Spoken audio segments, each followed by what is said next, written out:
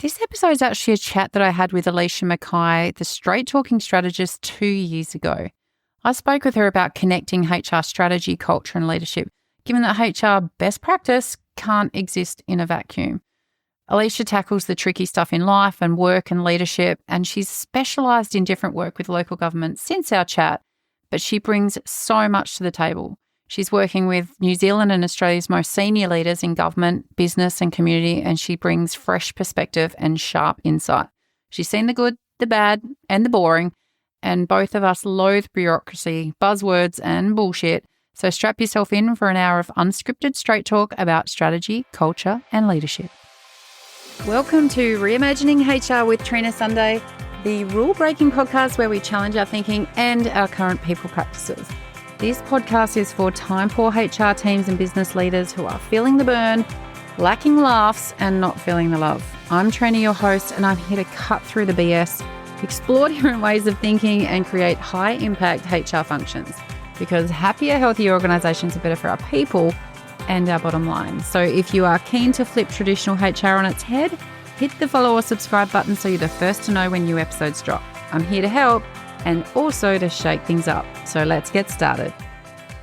I've got a lot of clients that have been talking to me lately around having some difficulty, building some strategy, getting traction for strategy, building strategic documents that sit on shelves and don't do anything unless we hit people around the head with them. It just doesn't work, right? So I thought, let's have a conversation. And from my perspective, who better to have that chat with than Alicia McKay? So Alicia is about all things leadership and strategy. She's about cutting through the bullshit of business. She's authored a couple of amazing books in that space, is part of a much loved, from my perspective, anti-qualification camp in terms of how we can bring real-time conversations, real learning, things that we can practically actually do to make things better for ourselves, better for our teams, and better for our organisation. So super excited to have Alicia here with me, and we'll bring her in now so we can get talking about connecting our strategy, leadership, culture, so we can make great things happen. So welcome, Alicia. It's great to have you here. Yeah. Oh, it's nice to be here. And I was just thinking as you're doing your introduction, like, I know that's what we're talking about, but also I get this kind of like allergic shiver when we go, we're going to talk about all things HR, leadership, people, strategy, culture, change, agile, transformation, buzzword. And I'm like, in 60 minutes. There are a lot of buzzwords, right? Yeah. It's part of the problem. Like, we've got buzzwords on buzzwords, which then means the work we're doing and what we're driving doesn't always land with the people that we need it to land with. No, and I think that's kind of it. Like, there's a language piece in here where it's like, oh, see, even me saying that, a language piece. If you're talking to a subject matter expert or someone in your team, totally talk about having a framework for emotional intelligence within your senior leadership. Totally say that. Yeah. If you're talking to mid-tier managers or team leads and you want to talk about something that's going to make their life better, please don't talk like that. Like, tell them that you want to help them to be better at their jobs, or that you would like to point everyone in the same direction, or what, don't talk to them about strategy and culture. They don't even know what they are. In fact, to be fair, a lot of the people who talk about those things don't even know what they are. And that's probably one of the things which is a good place to start, actually. How do you talk about strategy with people in a way that's not BS buzzwords? Talk to me about strategy. And honestly, it's even kind of hard. So, like, I feel like a bit of a hypocrite a lot of the time because I'm all, oh yeah, no buzzwords, no bullshit. But, then I go to talk about strategy and I'm like, so what's your objective? But, my kind of base explanation is always that strategy is always about change. Mm-hmm. So you don't need a strategy if you want to stay the same. Nobody has a staying the same strategy. Everybody has a strategy when they're in one place and they would like to be somewhere else. Yeah. So strategy is your vehicle for figuring out how you get from where you are now to where you want to be. But what is often misinterpreted in that kind of environment is that people think that equates to a plan. Yes. And so when you say, how are we going to get from here to 2 times growth? They go, we could hire more analysts. We could reach new markets. And you got to go, stop. That's a plan. Like, the steps you could take. Strategy is about zooming out and going, what are we all about? And where do we want to be? Cool. That's our why. Got that sussed. And you can sub in vision, mission, purpose, values, like you can sub in a lot there, but the essence of that is it's your why. And then working out how you're going to do it, not what you're going to do, which is money that you want to spend, plans that you're going to make, initiatives you're going to run, products and services you're going to launch, but what your approach is to moving forward. So maybe that's a customer first approach, and you're deciding that your strategic priority is to retain and deepen relationships with your existing customers. What's really cool about that is if you land on that as an approach, that makes your what really easy. You can go, okay, well, if that's what we're doing, here's where our marketing spend goes, here's the kind of people we hire, like here's what we do, because we've made that cool. But if instead you decide, actually, what we need to do is diversify, like we've been stuck in the same lane for too long and it's getting old, we need to refresh who we are to our market and actually get out of this space. We hate it. Well, that's a whole nother strategy that requires a completely different set of actions. And so the guts of strategy is, do you have something you care about enough to want to change? And then have you cut off a bunch of options to focus on how you're going to get there? And then the other stuff just mostly takes care of itself. It's the clarity of those two steps that's usually missing. Yeah. In your experience, so, because I think there is a lot that in what I see a lot is plans on plans. Yeah. So, and I feel like a lot of strategy is actually operational planning badly disguised. And I do think I've seen quite a lot of strategy for status quo, by the way, to pick up something, where I think there's some self-protection in some organizations where, no, it's really convenient for us to write a strategy that we know we're already smashing so that we don't get attention from the board.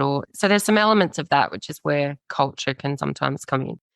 But how do you often work with teams to get them to zoom out? I want to pick up on the point you've made there about strategy or the world that it lives in being used as a stick to beat people with, because if you've got a performance framework or a way to track progress against your goals, which is perverted and actually used as a disincentive for people, then that's really problematic. Like if you're doing an annual plan and you're like, here's what we want to do. We want to like double our revenue and we want to reach new markets and we want to hire new people and do all this new stuff. And then you use those goals as a way to punish your leadership team as a board or to not give you staff bonuses if you're the leaders, then of course people are going to create you boring, risk-averse ones, right? Yeah.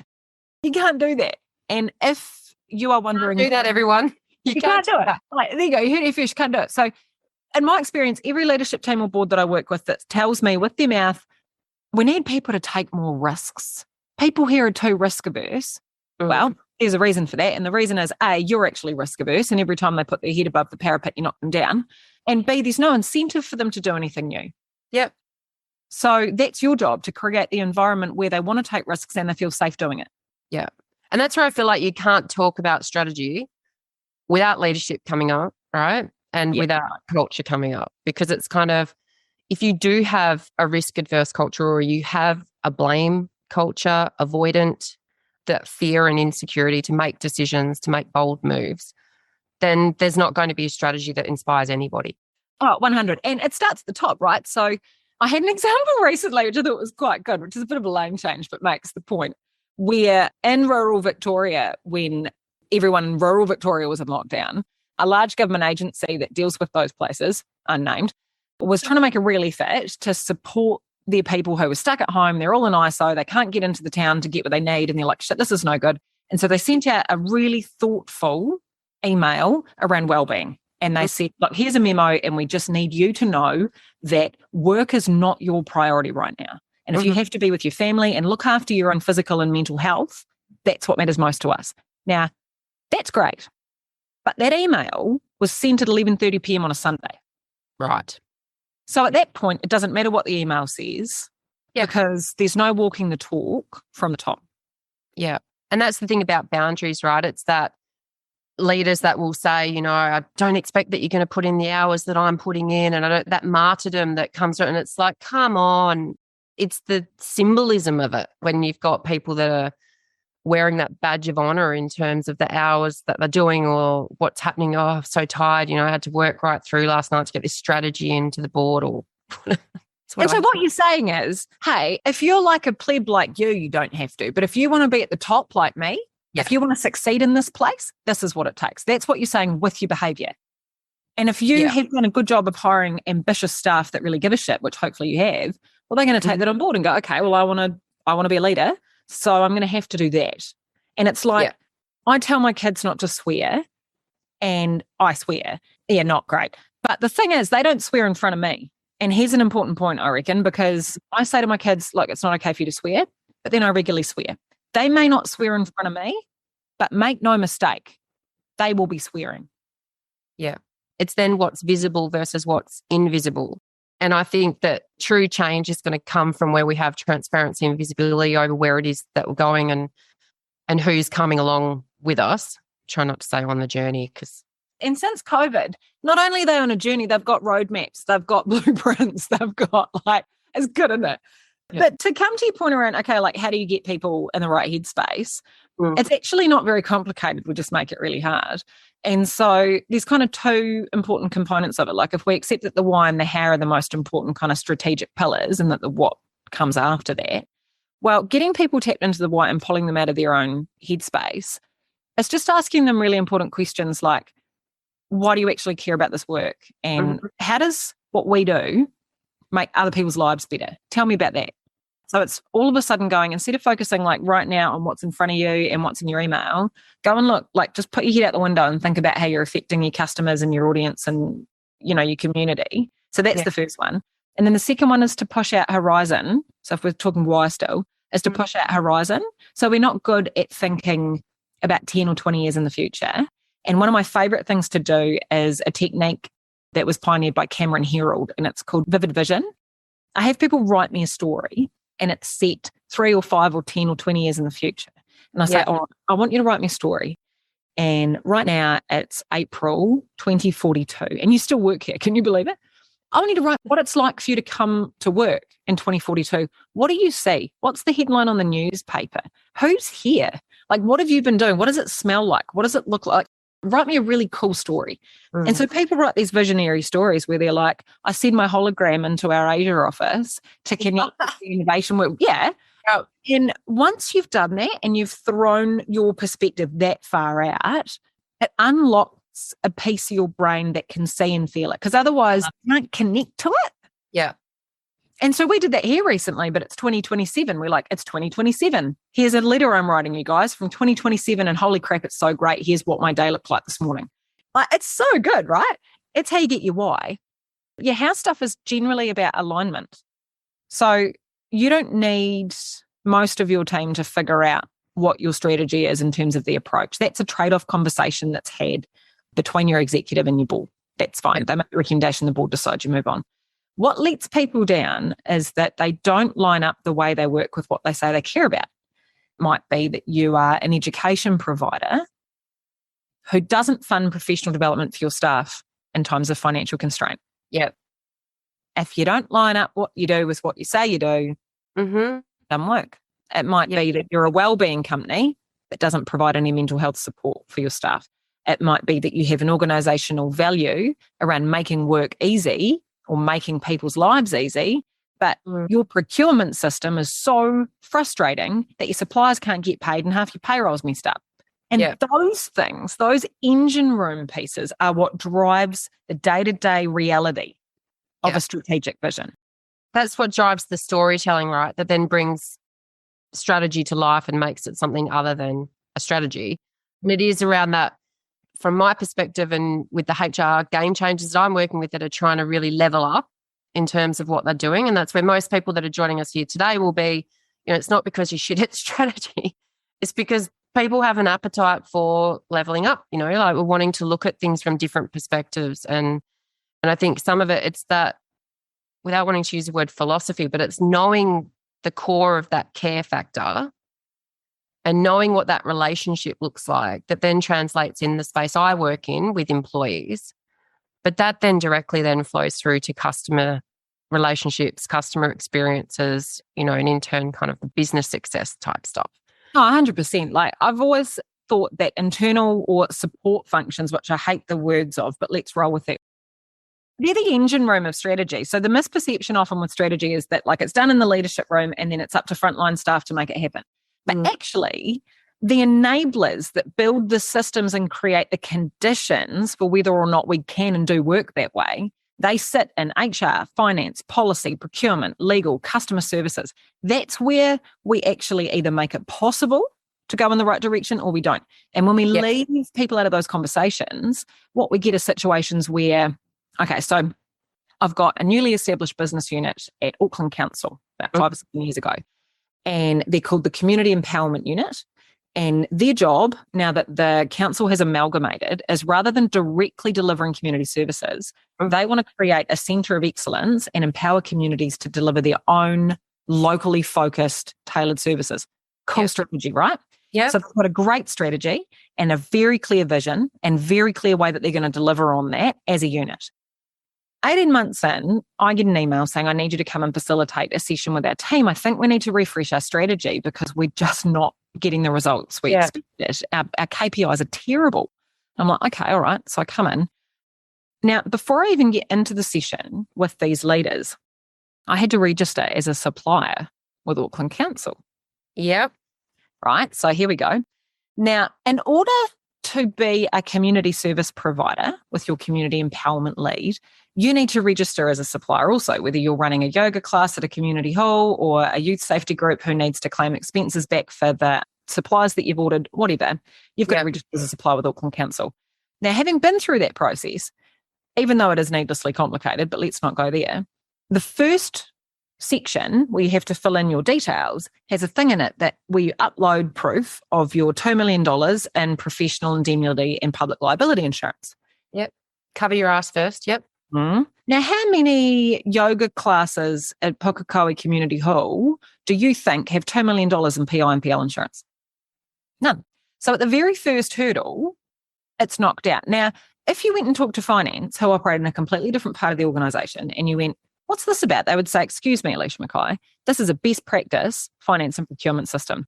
It mitigates as much risk as is possible. And we've actually done a presentation about this at the Finance Dudes conference where everybody lauded us for how amazing our procurement system was. And you know what? They're right. Yep. However, the measure of whether or not it's good is whether it contributes to the goals, not whether it's best practice. And so actually, because the finance system was so best practice, it was making it impossible for the organisation to actually achieve its goals, which was to connect with the community and get it happening. And so when we kind of get that wrong, whether it's HR or finance or legal or policy, the whole thing falls over. There's no such thing as strategic change. Yeah. The system enablers didn't enable. Yeah. And that's when I loved it when we had a quick chat not long ago and you said, best practice can't happen in a vacuum. And I'm like, yes, because some of the work that I'm doing in that HR space is there's a lot of best practice we look at. There's a lot where you're looking at what's happening globally, you're trending stuff out, you're reading phenomenal amounts of stuff. And then you try and sift through all of it and you go, okay, well, 85% of that's not relevant to me, my industry, my market. Let's take the other 15% and then look at what enablers, what appetite there is to kind of explore it. Have I got what's needed in place from a leadership perspective and all that to try and make things happen. And then you kind of end up with you're driving something in this message around best practice and it's like, but it doesn't work if it doesn't align and fit with all the other puzzle pieces. So best fit. We don't want to aim for best practice. We want to aim for best fit. So from a systems view, how do we fit in with all of the other parts of this in a way that, to use kind of an architect terminology, is building a better house, not creating better rooms, right? Which is that classic silo thing. And so if we're thinking best fit, rather than going, what's best practice for employee wellbeing right now in the pandemic and reading journal articles and going to conferences, you know what you'd do? You'd ask your staff and then you'd listen. Yeah. So what tends to happen, this is a very cynical point of view, but we do these engagement surveys and we send out these things and we go, how do you feel about your job? Do you like it? Are you working hard? Blah, blah, blah. And the results come in and they're not good. They're never good. Yeah. And HR goes, the thing is, this was just after the announcement that we'd made about the realignment and people were stressed because we'd just introduced the new CRM. So we can't really listen. We argue it away, right? Yeah. And then we put it away. And it's like, what if instead of doing those to argue with them, we did them to listen and we went out to our staff and we're like, tough times with COVID, what would be helpful? And it might be that the last thing they want to do is dial into an online fucking yoga class or 5 p.m. drink. But if you sent them a meal kit, all of them a meal kit once a week, and they didn't have to cook dinner for their family after a pressing week in ISO, that would change their lives. But I think that's at the core of it, right? Because I think, and I know in the space that I work in, so I call employee engagement surveys like the happiness index. And a lot of the time people are busting out 90% scores. It's like, okay, so if we're going to go from 90, I probably don't believe the diagnostics or the measures that we're using. If we push the needle to 92, 93 or 94, which is the KPI that's been set to measure that, is that actually going to translate to any phenomenal kind of impact on the ground? And most of the time it's no, right? And then the other structured place where we get feedback's performance appraisal. Don't get me started on that. That's a whole nother chat where I can tangent very quickly, so we won't go there. But a lot of organizations are using that as the structured mechanisms for getting that back, and it just doesn't work, right? Like, it is about conversations. The challenge for people that I'm working with is a lot of the time is resourcing for that, and not to use it as an excuse, but there's lots of support functions who have been leaned up so much, right? Yeah. Carved up, leaned up, decimated financially due to constraints or whatever through pandemic, bad business. Changes are made. We stripped the L&D budget. We cut out all of the training support, all that kind of stuff, wellbeing, can't afford it. But it's like, how do you then make sure you've got the reach on the ground? And the challenge I have is, well, it shouldn't be HR's job. Yeah. That's a part of the problem if we're enabling codependency. But it's then around, how do we have managers believe in it?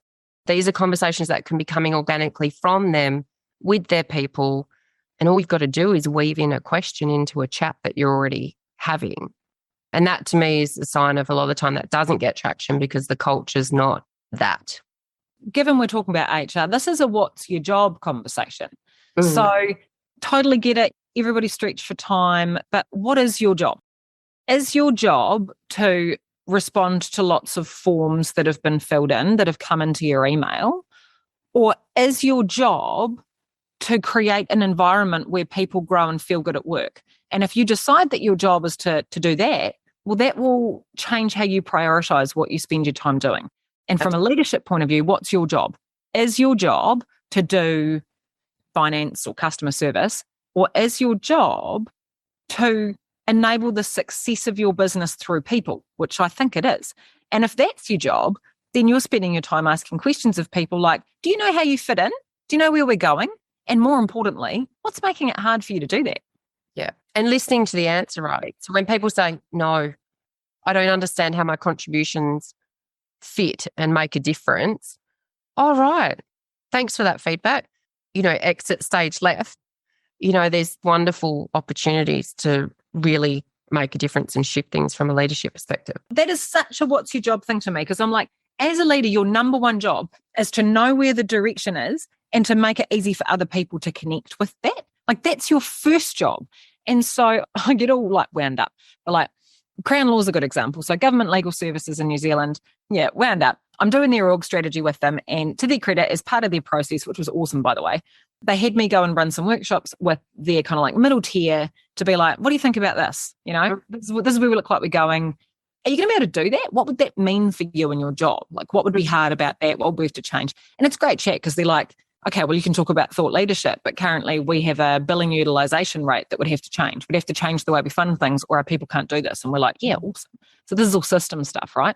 Yeah. But I have all these internal functions come in, and they're like, Alicia, it's not like, we're not lawyers.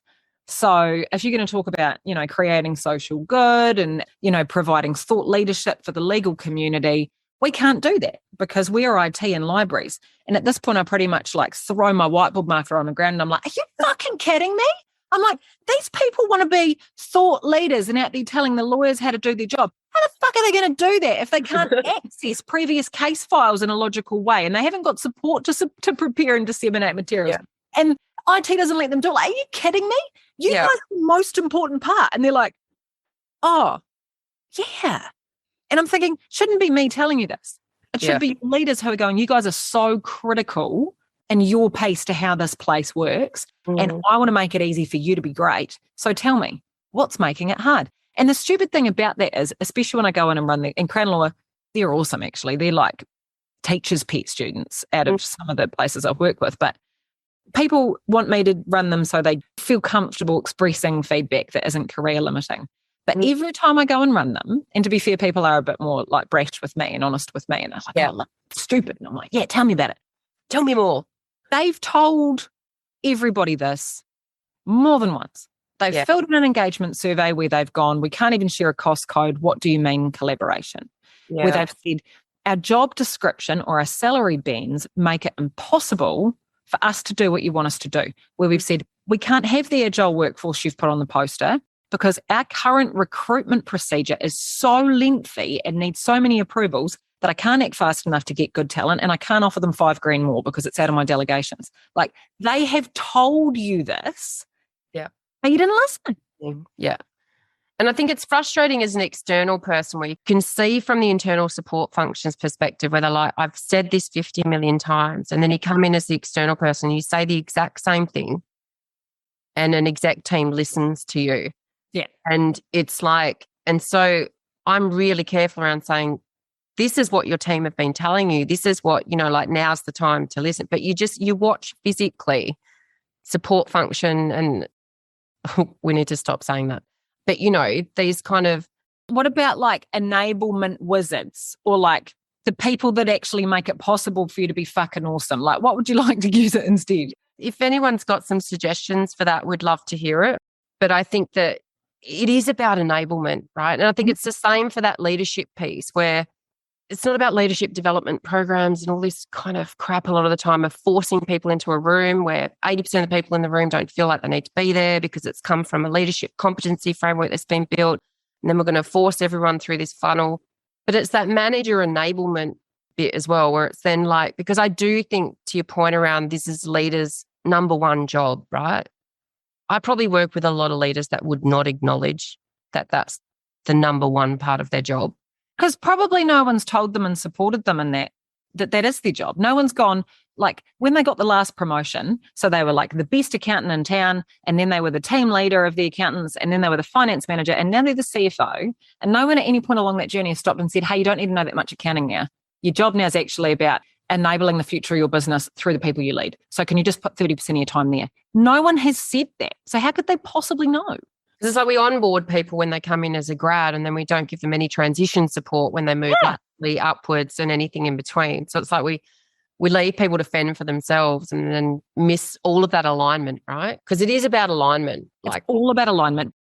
It isn't straight up and down. So I like that you used the word enable before, because the model that we use in our business and that we're starting to try and use more broadly with clients is kind of this like 2x2 matrix, right? And so we're like, okay, what are the two kind of key variables that change what people do in our business? And so in ours, we've got you either make things up or you make things happen as the vertical axis, and you're either backstage or on stage as our horizontal axis.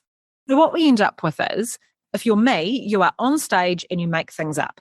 And so my job is to enlighten. It's to sense make and provide everyone else in my team something they can work with. Intellectual property, getting on stage, keynote speaking, bringing in clients. My job is to do the enlighten stuff. And that's my home. And I've got lots of different connections to different parts of the business, but that's my home. Now, if you're on stage, but your job is to make things happen, then you're the empower matrix, empower quadrant. And so that's our facilitators and delivery staff and coaches who use what I made up and actually use that to empower people to change their lives.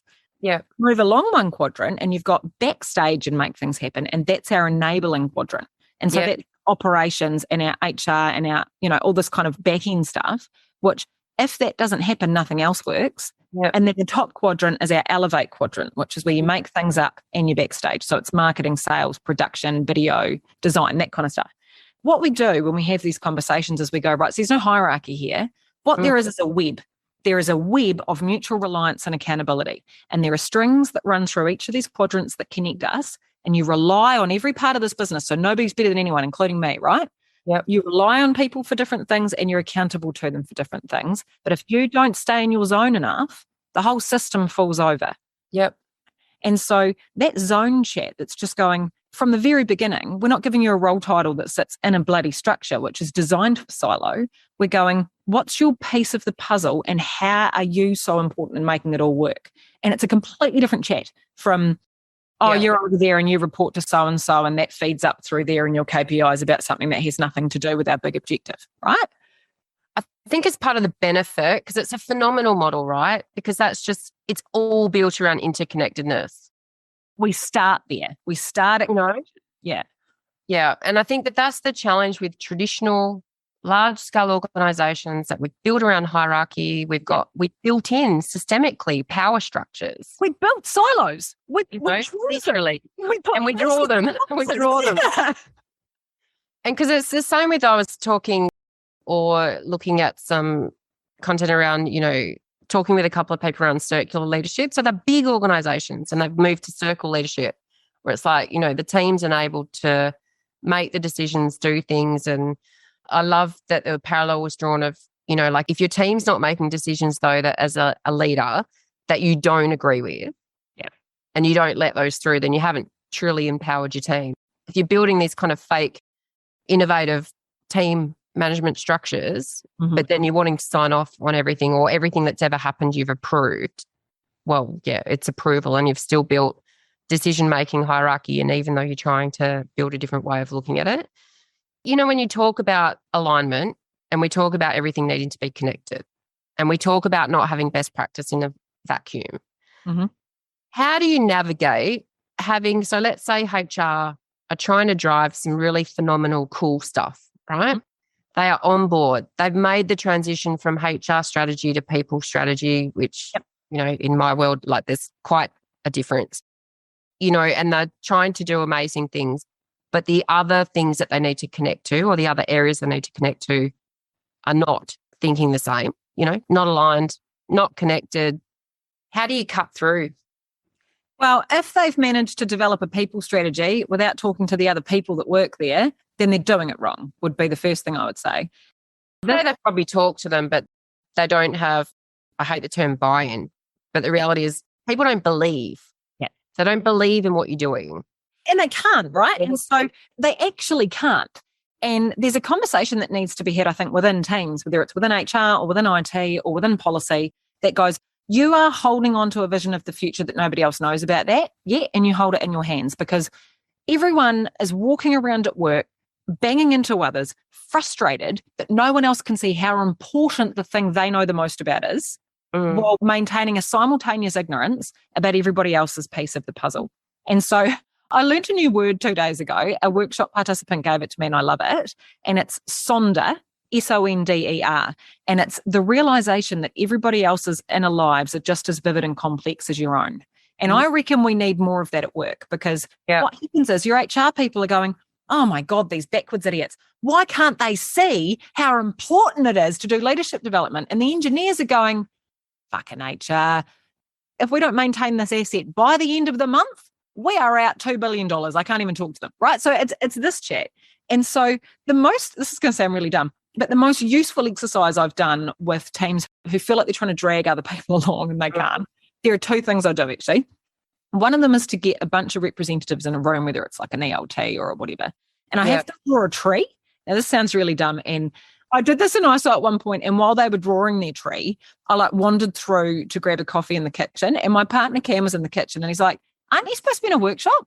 And I was like, they're drawing a tree, so I thought I'd make a coffee. And he's like, are they paying you for this? I'm like, yeah, mate. But I got this idea from Mark Trulson, who does amazing work in the OD space. He's an absolute machine. Essentially, you draw a tree and you're like, all right, I've got the base of my tree, right? And the base of my tree is what's the overarching goal or strategy of the place we work, right? And so if you're an FMCG company, FCMG, sorry, it might be, like feed Australians. And so you're like, okay, it's to feed Australians, Australian food, right? That's our big picture. Cool. But then off our kind of main big old trunk, you've got these like arterial branches, big fat ones. And you're like, okay, this is distribution and manufacturing. This is online and e-commerce. This is product design and development. You've got these kind of big ones. And each of these big branches has their own line, right? Which is like, okay, we're all connected to the idea of feeding Australians Australian food. Yep. But our way of doing that is to make it easy for people to buy it, right? Or to get it into their house quickly after they order it, or whatever these big pieces are. Yep. You've got these wee branches that come off the fat ones. That's like, in my team, is the brand team. And while it might be easy for the brand team to say they feed Australians, actually we do, because we reach Australians so that they connect with us so that we can feed them. Cool. And then this can go on for a while. We get like a wee twig and you're like, and this is my purpose, which is all about like from bricks to clicks. And here's a nest on the end, you know, and that's, you can kind of do whatever you like. What's fun about this exercise is that like I can't draw trees for shit. And yeah, other people become these like artistic people where they're like, actually, I've drawn roots, and the roots signify the foundation. And there's really an ecosystem, you know, and they go ham with it, and it's really cool. But the point of the exercise is that after everyone's done their trees and they come together and share them, and everyone has a good giggle about how shit we are at drawing trees, you start to get this kind of, yeah, right. And this is how it all fits together. And I never really understood what these bloody agile coaches were. But now that I see it on the tree, and so you create this like collective tree, people are like, that's pretty cool. And so it's actually, and I don't care if you draw a tree or a web or what you do, but the point is, have you provided a way for people to understand how everything else works rather than staying in their own box? Because they can't know on purpose. And doing a thing where every team does a presentation at a stand-up and talks about what's been going on for them. Everybody hates that shit. That's not fun. Like, that's not direct. It's not a conversation. That's a lecture.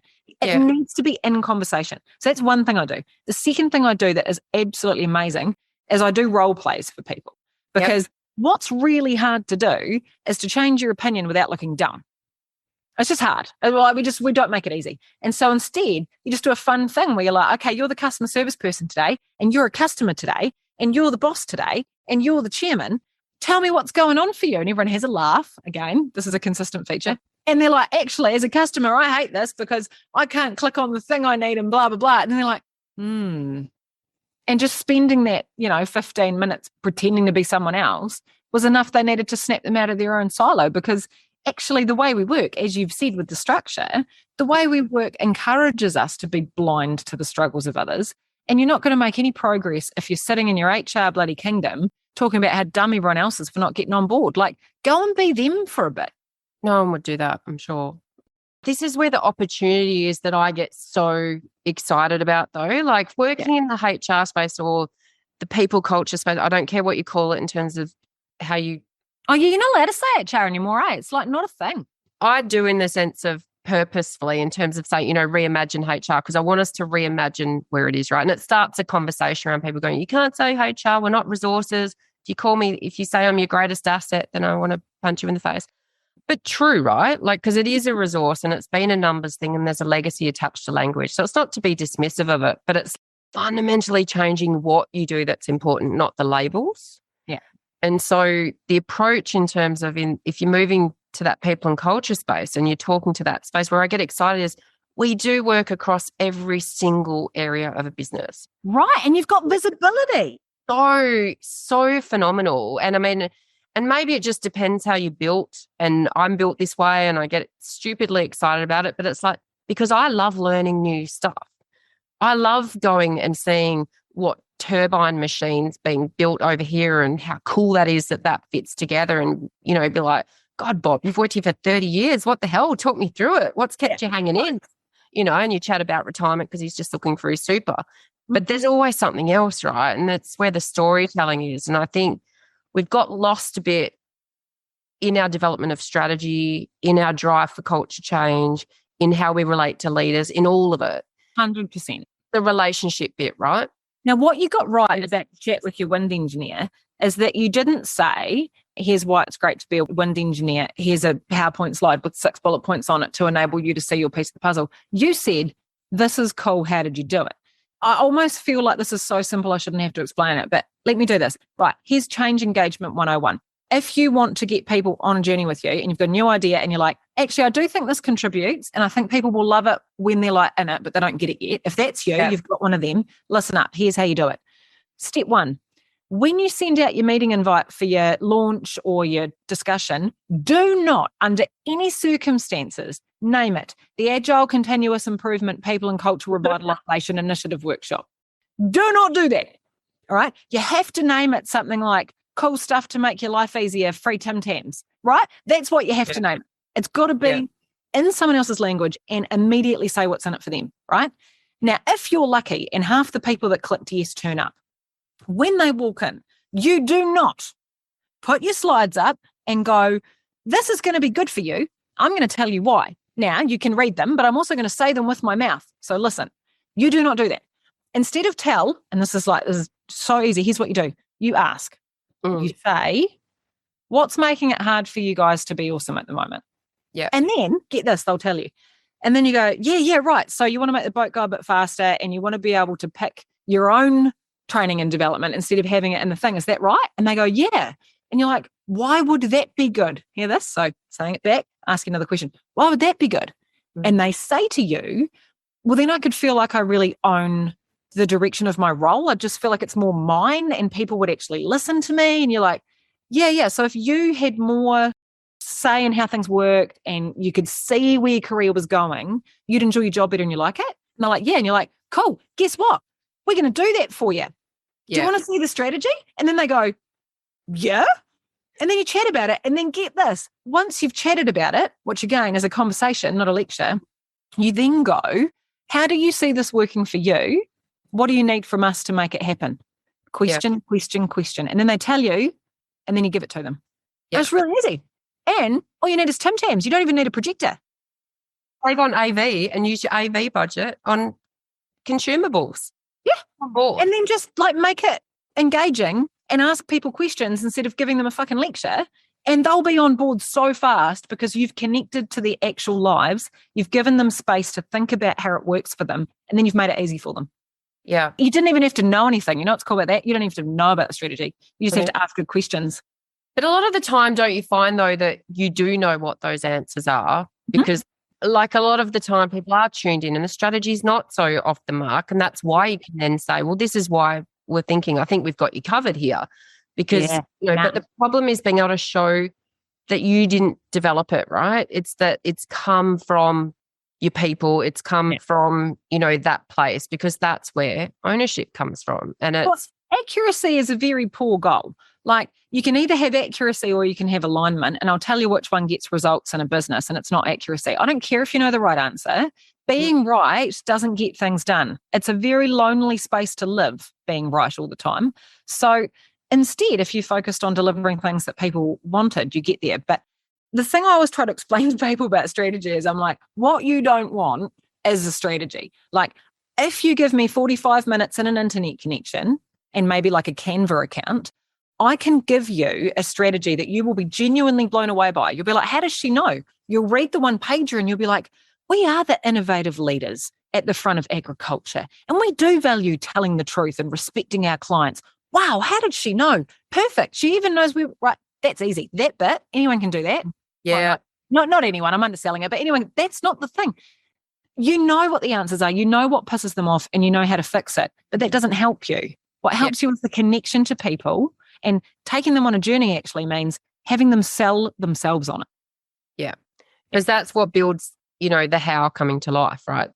And so I think that that's absolutely at the core of it. And I know I'm just thinking of this client having a tough time right now is absolutely built to drive people change in the way that you describe.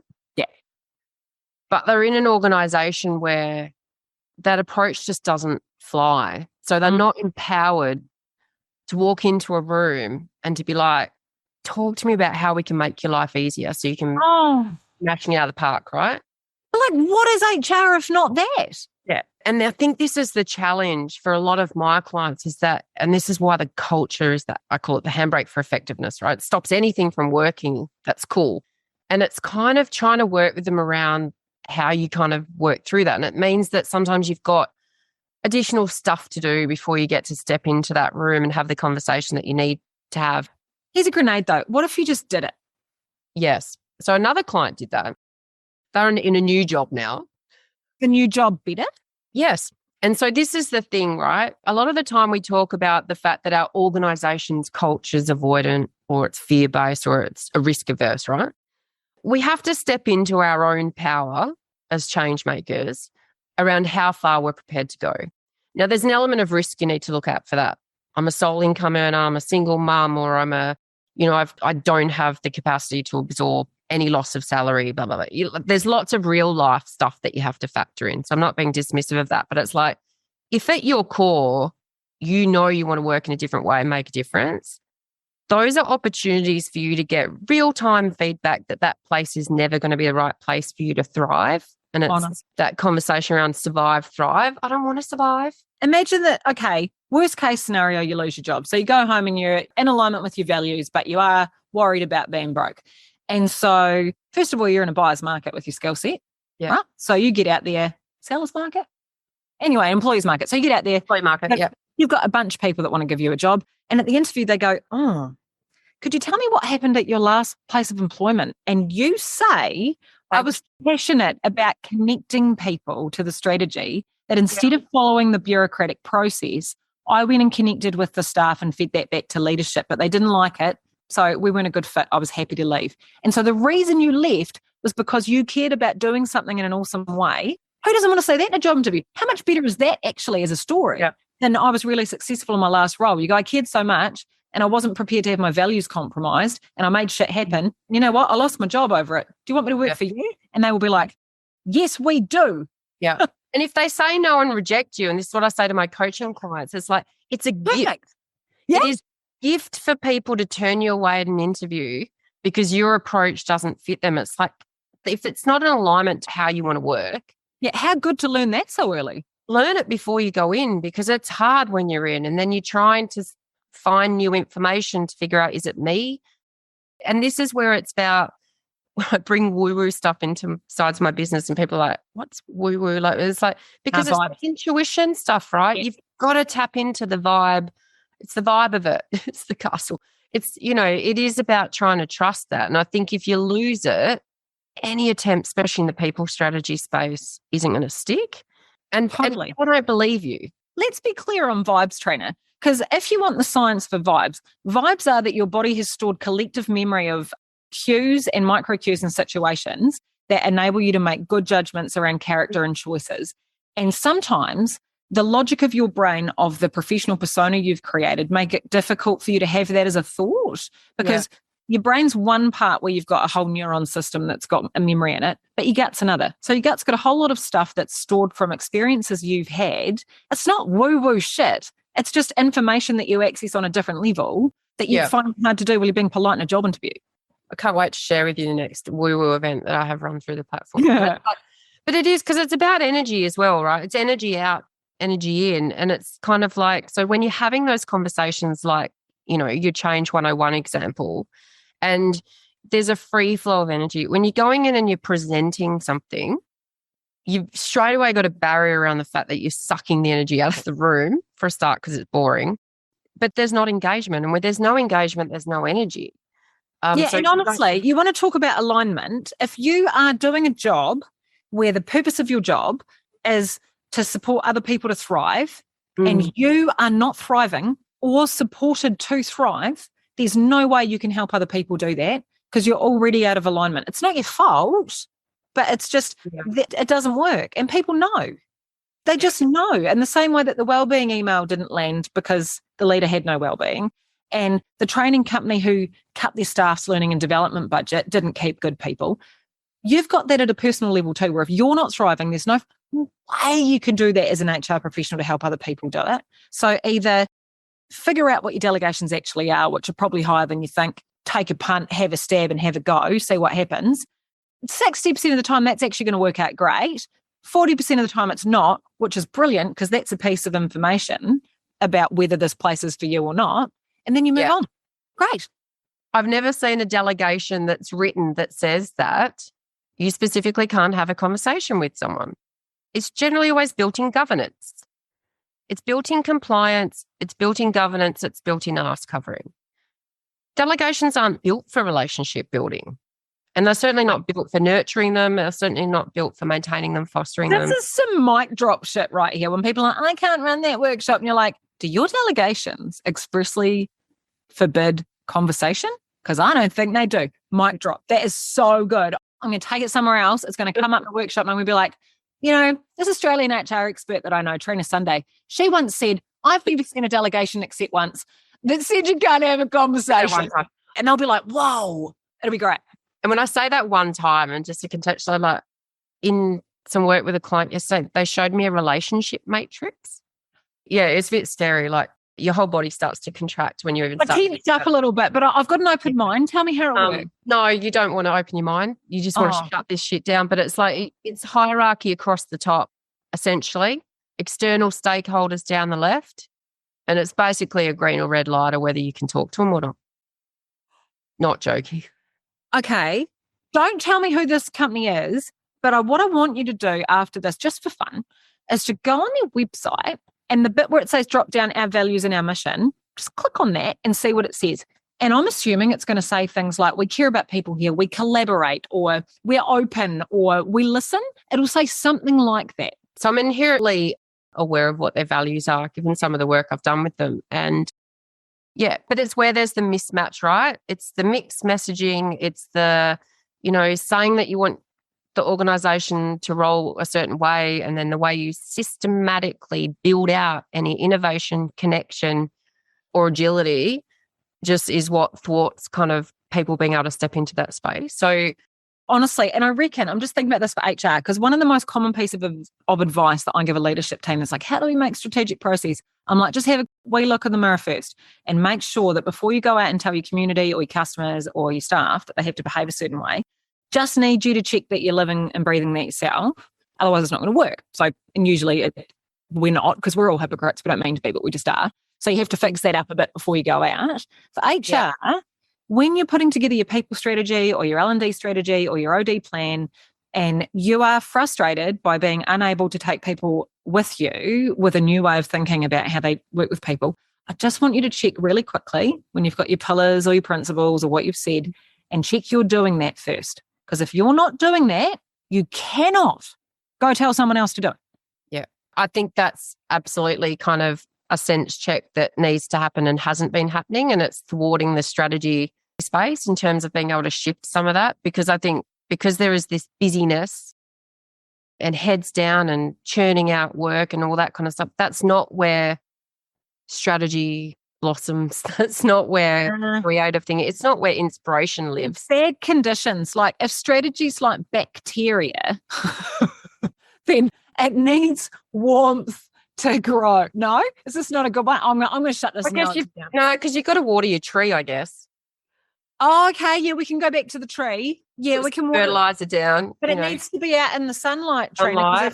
You can't work with what you can't see. So if you hide all these efforts away and you're like, and actually, let me take this extended metaphor. If you're like, I'm going to do my strategy, but I'm not ready to let anyone see it yet, wait till I've finished making it and then you can have a look. You're doing it wrong. It needs sunlight in order to be able to grow. And to be able to find out all the ways it's wrong that you don't know about yet. Like today's chat where we were like, okay, HR strategy, what a yarn. That all got really off topic and uncomfortable and lots of fun. Here's what you'd take from it. You have to have a direction that you care about enough to change for, right? You've got to have a why that people actually care about in order to even think about getting anyone on board with strategy and change. You've got to know which path you're taking. It doesn't matter whether it's the right path. It's like if you want to lose weight and you're like, should I do keto or Jenny Craig or Weight Watchers or go to the gym? Doesn't matter. What matters is you pick a path and stick to it. Like you'll get the result, but just know where you're going. And before you try and figure out anything transformational or with a multi-column table, check if you are lining up to deliver on that or if you're making it hard, right? Just check whether you're making it easy to get there or hard and turn the mirror on yourself first. Before you try and come up with a new employee wellbeing program, just go, if we've said health first, are we living that? And are we making it easy or are we making that hard?